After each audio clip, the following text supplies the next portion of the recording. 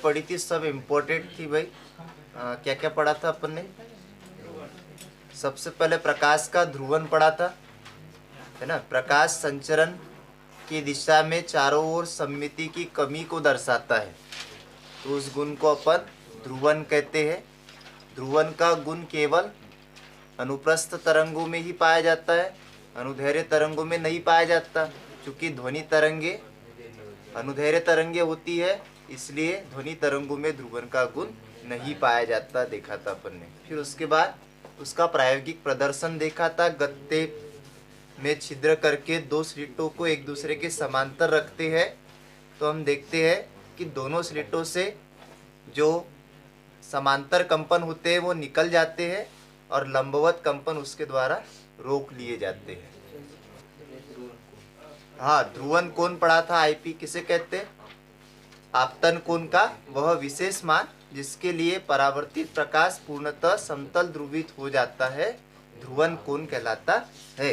IP से दर्शाते हैं। जल और वायु और कांच के लिए इसका मान 57 अंश होता है और वायु और जल के लिए लगभग 53 अंश होता है। फिर बूस्टर का नियम भी पढ़ा था अपन ने, आ जाता 2 नंबर में भाई। क्या था बूस्टर का नियम? 10 IP बराबर से म्यू। शब्दों में याद रखो, ध्रुवन कोण की स्पज्जा का मान परावर्तक पृष्ठ के अपवर्तनांक के बराबर होता है। ठीक है। फिर उसके बाद में ये इंपॉर्टेंट क्वेश्चन अपन ने देखा था, ये वाला, कि सिद्ध करना था कि परावर्तित किरण और अपवर्तित किरण ध्रुवन कोण पर आपतन होने पर परावर्तित किरण और अपवर्तित किरण परस्पर लंबवत होती है। ये क्वेश्चन आता ही है हर बार। इसको देखा था अपन ने, चित्र बनाया था। चित्र में लिखा था OA आपतित किरण है, XY परावर्तक पृष्ठ है, OB परावर्तित किरण है और OC अपवर्तित किरण है। फिर उसके बाद लिखा था ध्रुवन कोण IP है तथा अपवर्तन कोण R है। तब 2 नियम लगाए थे। सबसे पहला बूस्टर के नियम से 10 IP बराबर से म्यू, और दूसरा स्नेल के नियम से साइन आई बटे साइन आर बराबरी से म्यू। समीकरण 1 और 2 की क्या कर दी थी? तुलना कर दी थी। तुलना करने पर दोनों ये इस टाइप का आया था, है ना। साइन 10 को भी साइन कास में बदला था, साइन आई से साइन आई पी कट गया, ये बच गया। फिर ये कास को साइन में बदला था अपन ने, साइन से साइन फिर कट गया, तो 90 माइनस आई पी बच गया, है ना। आईपी का क्या कर दिया? पक्षांतर कर दिया, तो ये समीकरण आ गया। फिर अतः परावर्तित किरण और अपवर्तित किरण के बीच का कोण, तो यहाँ चित्र में देखो, ये परावर्तित किरण है और ये अपवर्तित किरण है, दोनों के बीच का कोण क्या है? BOC। ये कोण है। BOC का मान निकालना है अपने को, तो BOC यहाँ पे देखो, ये सरल रेखा है अभिलंब। इस अभिलंब पर जो पूरा कोण बनेगा वो 180 अंश का बनेगा। अगर हम 180 में से, क्योंकि हमको ये वाला ज्ञात करना है, तो 180 में से हमको ये वाला और ये वाला कोण क्या करना पड़ेगा? घटाना पड़ेगा। इसलिए कोण BOC बराबर 180 माइनस IP प्लस R लिखा।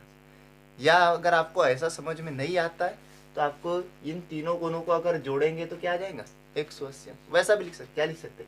IP प्लस कोण BOC प्लस R बराबर 180 अंश, और फिर पक्षांतर करके हल कर लो तो भी चलेगा। और इसमें IP प्लस R की जगह क्या लिख दो? फिर 90 लिख दो, तो क्या बच जाए? 90। यही हमको सिद्ध करना था। यहाँ पे 90 अंश का कोण है, मतलब ये दोनों किरणें क्या है? परस्पर लंबवत है। अतः परावर्तित किरण और अपवर्तित किरण परस्पर लंबवत होती है। ये क्वेश्चन 4 नंबर में बनता है। चलो अब इसके आगे वाला अपन आज पढ़ते। नेक्स्ट हेडिंग दो भाई। आज हम पढ़ते कंपन तल और ध्रुवन तल।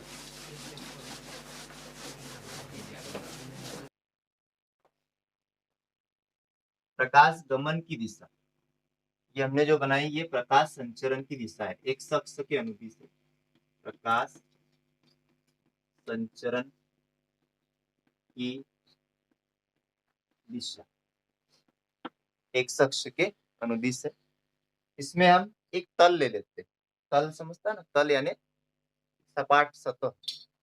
तो XY ले लेते हैं, XY तल ले लेते हैं, मतलब जो एक अक्ष और वाय अक्ष में फैला होता है।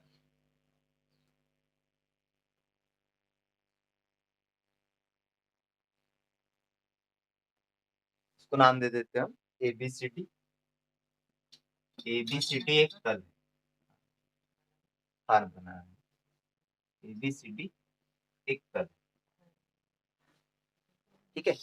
अब यहाँ देखो, ये जो तल है ABCD तल, वो प्रकाश गमन की दिशा से होकर जाता है। यहाँ परिभाषा में दिख रहा है, ध्रुवित प्रकाश में वह तल जिसमें प्रकाश गमन की दिशा तथा विद्युत क्षेत्र के कंपन। अब यहाँ पे विद्युत क्षेत्र के कंपन बनाते हैं। कौन से होते हैं? दो कंपन होते हैं, आप कल पढ़ा था अपन, है ना, डैश और डॉट।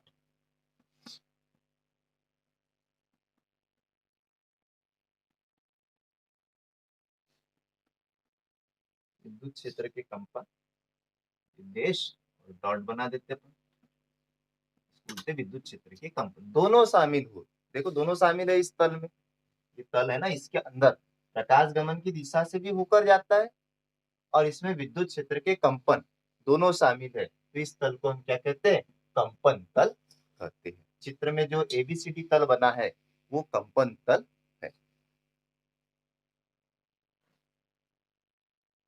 अब इस तल के लंबवत हम एक और तल लेंगे, लंबवत, और उस तल को हम कहते हैं ध्रुवन तल।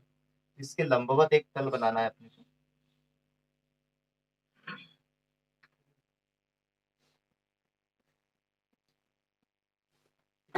जो इसके बाहर वाली लाइन है वो कंटिन्यू बनाई है, बनाते समय यहाँ तल के बाहर वाली लाइन कंटिन्यू बनाना है, ठीक है, अंदर वाली लाइन डॉट।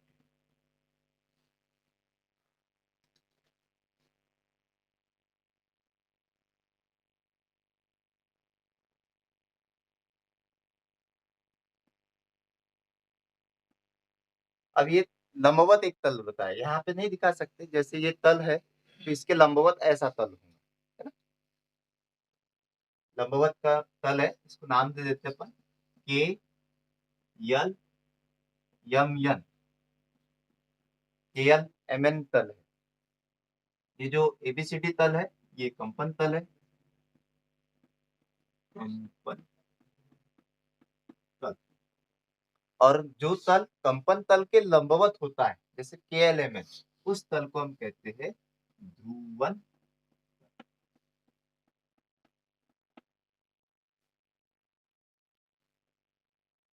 अगर आपको चित्र याद है तो परिभाषा आराम से याद हो जाएंगी। कंपन तल में दो चीजें होती है, क्या क्या होती है? एक होती है प्रकाश संचरण की दिशा, चित्र में इसको अपन नाम दे देते हैं ओ ओडेस। ओ ओडेस प्रकाश संचरण की दिशा एक अक्ष के अनुदिश है। और विद्युत क्षेत्र के कंपन डैश और डॉट दोनों उपस्थित होते हैं, ऐसे तल को हम कंपन तल कहते हैं, ठीक है। अब इसके बारे में, जैसे चित्र में प्रकाश गमन की दिशा वो ओडेस एक्स दिशा में है ना, और एक तल ABCD है जिसमें विद्युत क्षेत्र के कंपन भी उपस्थित है, तो इसको हम कंपन तल कहते हैं।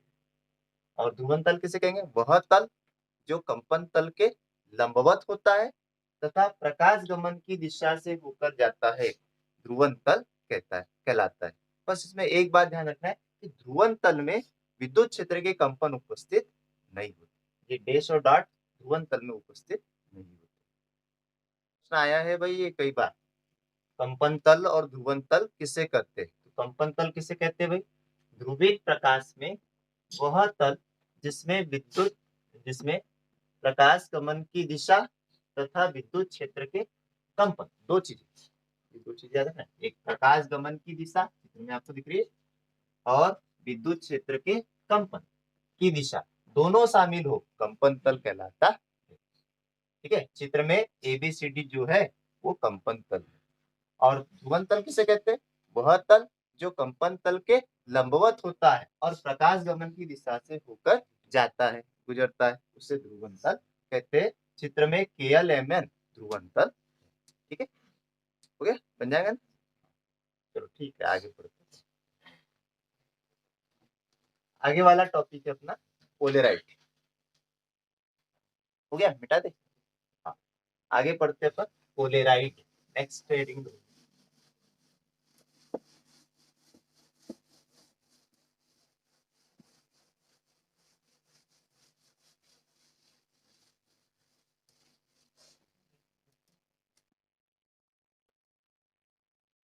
सबसे पहले अपने को पता होना चाहिए कि पोलराइट क्या होता है।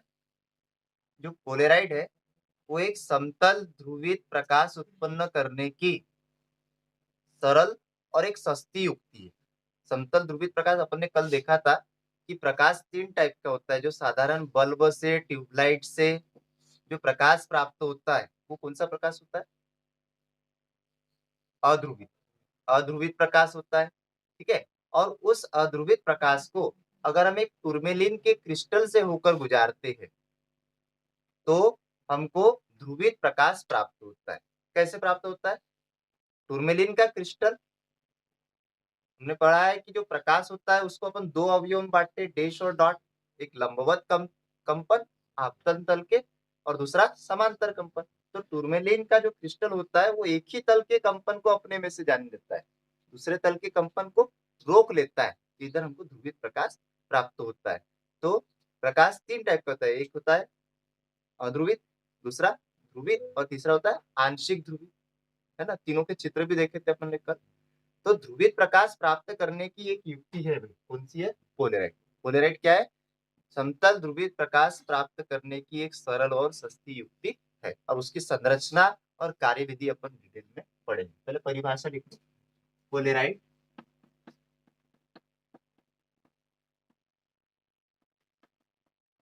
समतल ध्रुवित प्रकाश प्राप्त करने की एक सरल व सस्ती युक्ति है।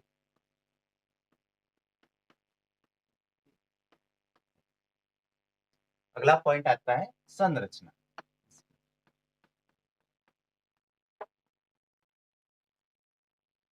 संरचना में इसमें हम क्या करते? नाइट्रोसेलुलोज की एक पतली फिल्म लेते हैं, एक पतली परत लेते हैं, और इस फिल्म पर पुनेन आयोडोसल्फेट के छोटे छोटे क्रिस्टल बिठाते हैं। और वो क्रिस्टल इस प्रकार बिठाते हैं कि प्रत्येक क्रिस्टल की प्रकाशिक अक्ष एक दूसरे के समांतर होना चाहिए।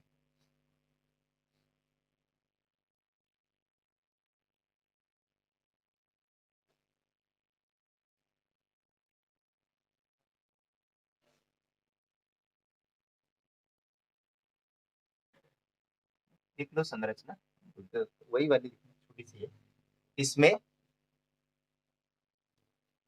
नाइट्रोसेल्युलस, नाइट्रोसेल्युलोज, इसमें नाइट्रोसेल्युलोज की एक पतली फिल्म होती है।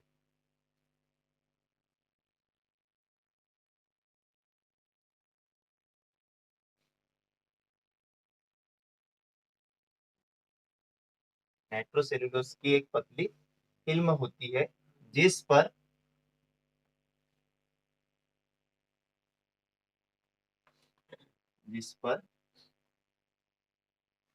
पुनेन आयोडोसल्फेट, पुनेन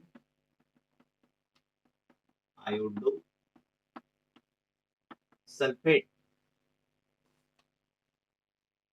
के छोटे छोटे क्रिस्टल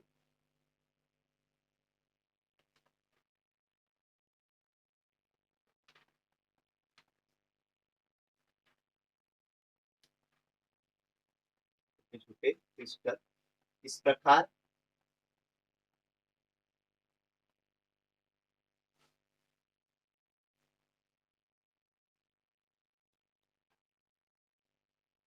बिठा दिए जाते हैं कि उन्हें आयोडोसल्फेट के छोटे छोटे क्रिस्टल इस प्रकार बिठा दिए जाते हैं कि प्रत्येक क्रिस्टल की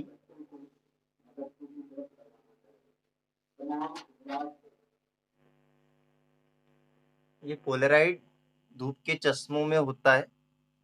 जो चश्मे होते हैं मतलब कांच की ऐसी परतें होती है जिसमें प्रकाश अगर प्रवेश करता है तो एक तरह का प्रकाश रोक दिया जाता है उसके द्वारा, ताकि प्रकाश की चकाचौंध हमारी आंख पर न पड़े।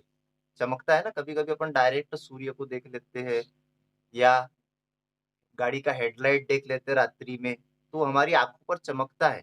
उस चकाचौंध से बचने के लिए अपन क्या करते हैं, चश्मा पहनते हैं धूप में। धूप आंखों पे नहीं चमकना चाहिए, तो वो पोलेराइट का बना होता है, उसमें होता है पोलेराइट। पोलेराइट क्या होता है, समतल ध्रुवित प्रकाश प्राप्त करने की एक सरल और सस्ती युक्ति है। चित्र में भी आप देखो, यहाँ पे ये अध्रुवित प्रकाश है, जैसे सूर्य से प्राप्त होता है, ये एक स्रोत है, यह अध्रुवित प्रकाश है, ये पोलेराइट है। पोलेराइट पर प्रकाश पड़ता है तो यहाँ देखो, अध्रुवित प्रकाश में दो कंपन होते हैं, डैश और डॉट। आपतन तल के जो लंबवत कंपन होते हैं उसको अपन डैश से दर्शाते, और समांतर कंपन को डॉट से दर्शाते। तो एक ही प्रकार के कंपन पार जाते हैं, डैश चले गए, डॉट नहीं गए, एक ही प्रकार का। ये जो हमको प्रकाश प्राप्त हुआ, ये है ध्रुवित प्रकाश, समतल ध्रुवित प्रकाश। कल अपने समतल ध्रुवित प्रकाश की परिभाषा पढ़ी थी। वह प्रकाश जिसमें केवल एक ही तल के कंपन उपस्थित होते हैं समतल ध्रुवित प्रकाश कहलाता है। तो एक ही प्रकार का प्रकाश प्राप्त होता है हमको, यहाँ से हम देखेंगे। संरचना आपको समझ में आ गई होंगी। एक पतली फिल्म होती है, उसके ऊपर नाइट्रोसेलुलोज की पतली फिल्म बनी होती है, उसके ऊपर कुनेन आयोडोसल्फेट के छोटे छोटे क्रिस्टल होते हैं। क्रिस्टल मतलब ये इस टाइप के बहुत सारे इसमें क्रिस्टल लगा देते हैं यहाँ पे अलग अलग जगह। और वो क्रिस्टल इस प्रकार रखते हैं कि उनकी सभी की दिशा एक दूसरे क्या होना चाहिए, समांतर होना चाहिए। ऐसे क्रिस्टल रखते हैं, जैसे इनको क्रिस्टल माने तो ये ऐसे रखते हैं, इनकी दिशा एक दूसरे क्या होना चाहिए, समांतर। ऐसे सीधी लाइन में दिख रहे होंगे आपको, सभी समांतर है एक दूसरे के। अब उसकी कार्यविधि की बात, संरचना होगी।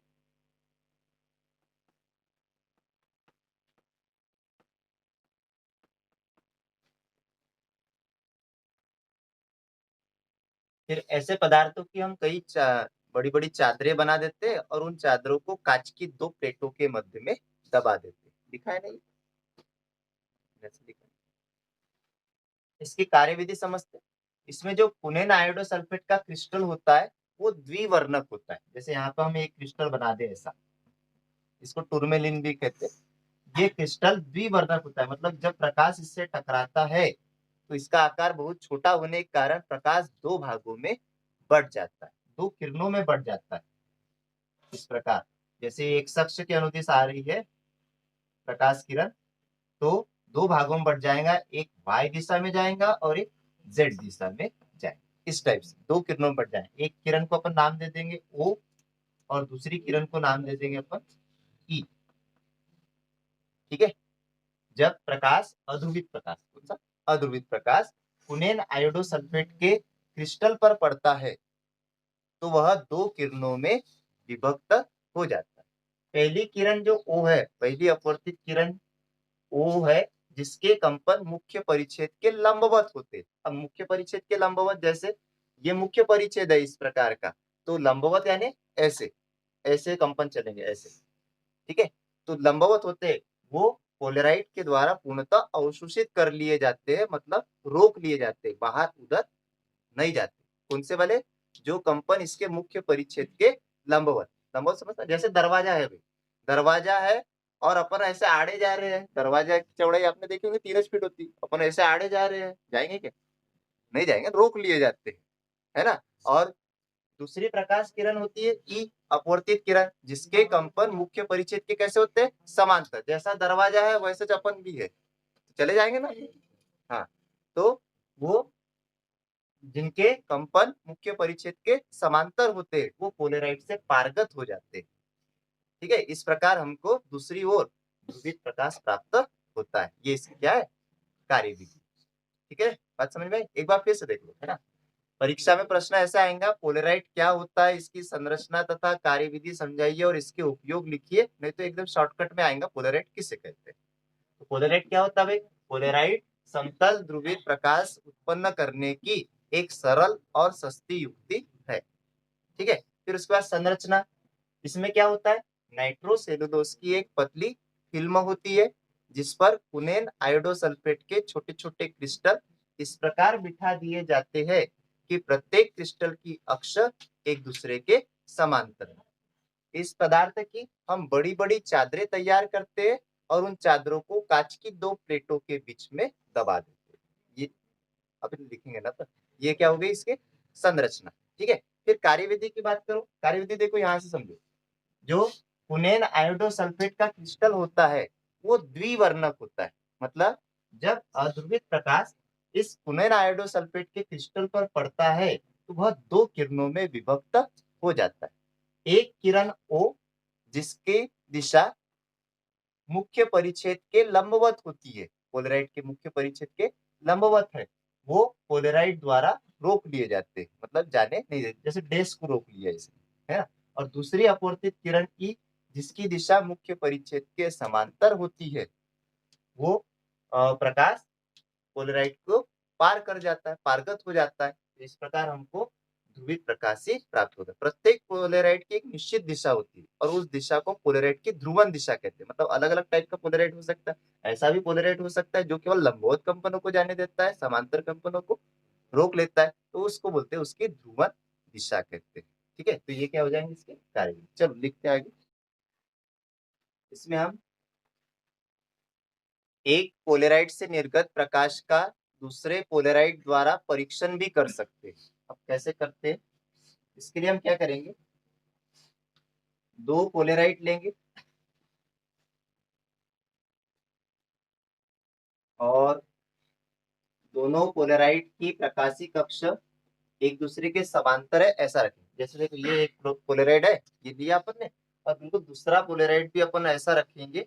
दोनों की प्रकाशी कक्ष कैसे होना चाहिए?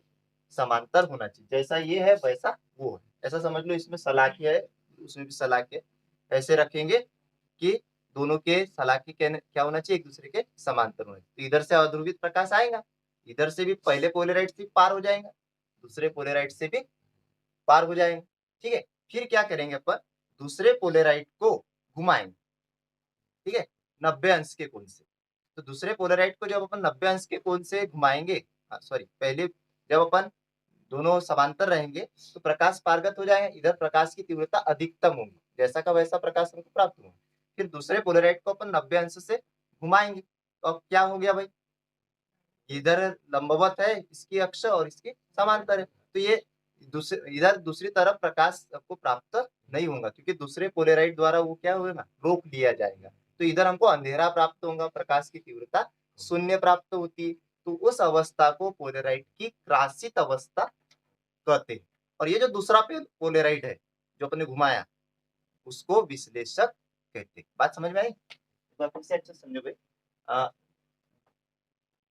हम क्या करते हैं, एक पोलराइड से निर्गत प्रकाश का दूसरे पोलराइड द्वारा परीक्षण किया जा सकता है जब दो पोलराइड को इस प्रकार रखते हैं कि दोनों की प्रकाशी कक्ष एक दूसरे के समांतर हो, तो पहले पोलराइड से निर्गत प्रकाश दूसरे पोलराइड से भी निर्गत हो जाता है। निर्गत प्रकाश में प्रकाश की तीव्रता अधिकतम होती है। यदि हम दूसरे पोलराइड को 90 अंश से घुमाते हैं तो प्रकाश की तीव्रता शून्य हो जाती है।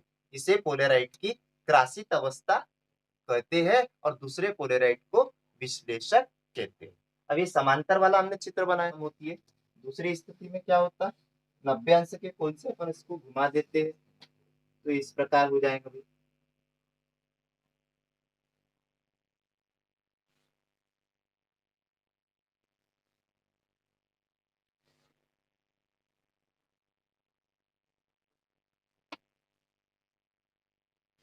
ये वाला जो है इसको हम विश्लेषक कहते हैं, दूसरे पोलराइड को, और इसे पोलराइड की क्रासित अवस्था कहते हैं। ठीक है, अब इसके उपयोग देखते हैं अपन, पोलराइड के उपयोग।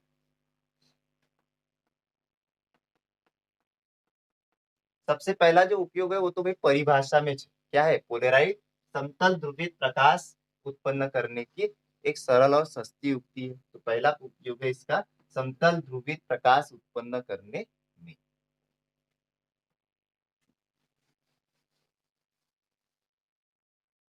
सबसे पहला उपयोग समतल ध्रुवित प्रकाश उत्पन्न करने में। दूसरा इसका उपयोग है यहाँ से ध्रुवित प्रकाश के संसूचन में यानी इकट्ठा करने में। नंबर 2 ध्रुवित प्रकाश के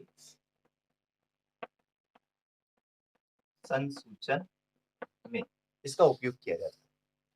इसमें ऐसे दो पोलराइड का उपयोग किया जाता है और अगर मान लो प्रकाश की तीव्रता में कोई परिवर्तन नहीं होता है तो हम कहेंगे कि अध्रुवित प्रकाश है। अगर प्रकाश की तीव्रता में परिवर्तन होता है परंतु प्रकाश की तीव्रता शून्य नहीं होती है तो हम कहेंगे आंशिक ध्रुवित प्रकाश है। और प्रकाश की तीव्रता में एक चक्कर घुमाने पर 2 बार प्रकाश की तीव्रता अधिकतम और न्यूनतम होती है तो हम कहेंगे ध्रुवित प्रकाश है। मतलब पता कर सकते हैं कि कौन से टाइप का प्रकाश है, ध्रुवित है, अध्रुवित है कि आंशिक ध्रुवित है। तीसरा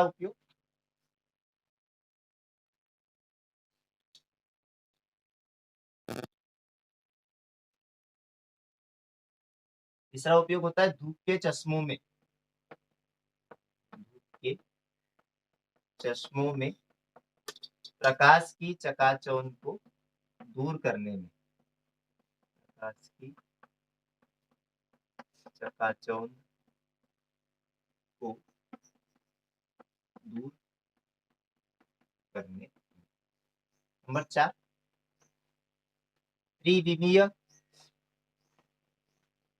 फोटोग्राफी करने में। त्रिविमीय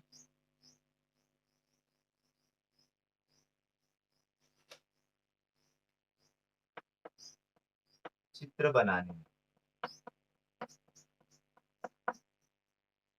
5वां धातुओं के प्रकाशिक गुणों के अध्ययन में। धातुओं के प्रकाशिक गुणों के अध्ययन में। 6वां अब फोटोग्राफिक कैमरे में इसका उपयोग किया जाता है अभिदर्शक लेंस के सामने। फोटोग्राफिक कैमरे में अभिदर्शक लेंस के सामने।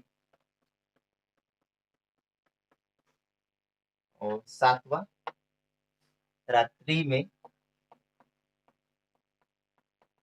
मोटर कार आदि की हेडलाइट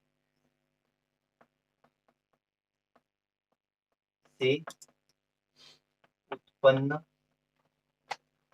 चकाचौंध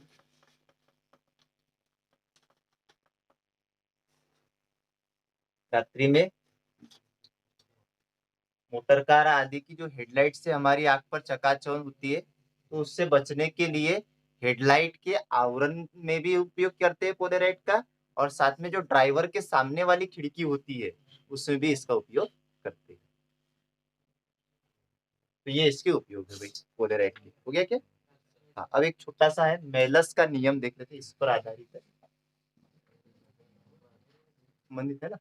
यदि किसी पोलराइड पर तीव्रता I0 का अध्रुवित प्रकाश आपतित होता है, चित्र में देखो, चित्र में अपन पोलराइड पर अध्रुवित प्रकाश आपतित करते ना, उसकी तीव्रता क्या है भाई I0। यदि किसी पोलराइड पर तीव्रता I0 का अध्रुवित प्रकाश आपतित होता है तथा आपतित प्रकाश की दिशा, आपतित प्रकाश की दिशा और पोलराइड की ध्रुवन दिशा, वो जो क्रिस्टल रहते ना लंबवत रहते है ना, उसकी दिशा के बीच का कोण थीटा हो तो आपतित प्रकाश की तीव्रता का सूत्र होता है आई थीटा बराबर से I0 cos स्क्वायर थीटा। जहाँ थीटा को क्या बोलते हैं?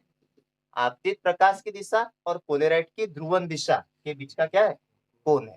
और I0 क्या है? जो प्रकाश आपतित हो रहा है ना उसकी तीव्रता I0 है। तो जो निकलने वाला प्रकाश है उसकी तीव्रता का ये सूत्र है, इसे मेलस का नियम कहते हैं।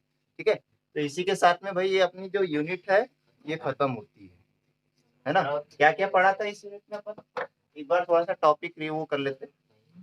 हाँ, 2 मिनट में हो जाता है। सबसे पहला अपन ने शायद न्यूटन का कणी का सिद्धांत पढ़ा था, प्रकाश के गुण पढ़े थे पहले, सबसे पहले पढ़े थे ना अपन, सरल रेखीय गमन, परावर्तन, अपवर्तन, व्यतिकरण, विवर्तन, ध्रुवन और प्रकाश विद्युत प्रभाव पढ़े थे।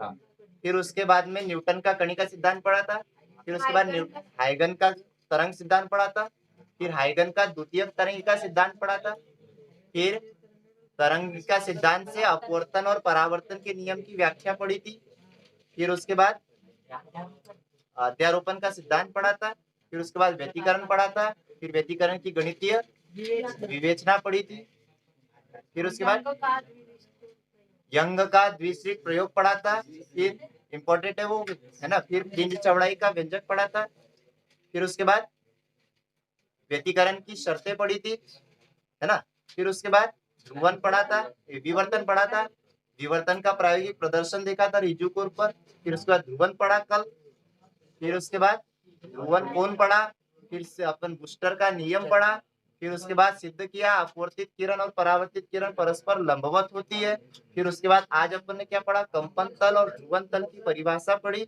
उसके बाद पोलराइट पढ़ा, फिर उसके बाद मेलस का नियम पढ़ा और फिर अध्याय खत्म हो गया। आगे वाला कल देखेंगे। सब तैयार करना भाई, सब जो जो पढ़ाया सब इम्पोर्टेंट है।